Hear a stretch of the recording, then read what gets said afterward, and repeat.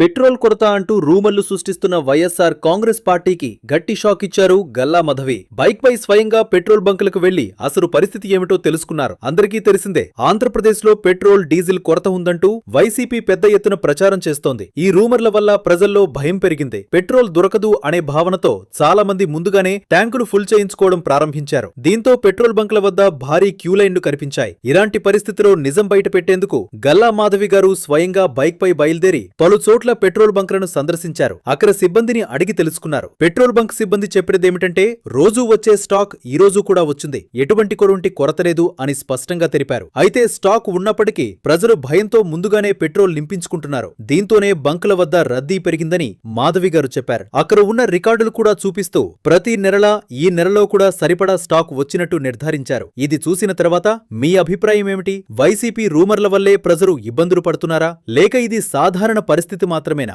మీ అభిప్రాయాన్ని కామెంట్స్ లో తెలియజేయండి.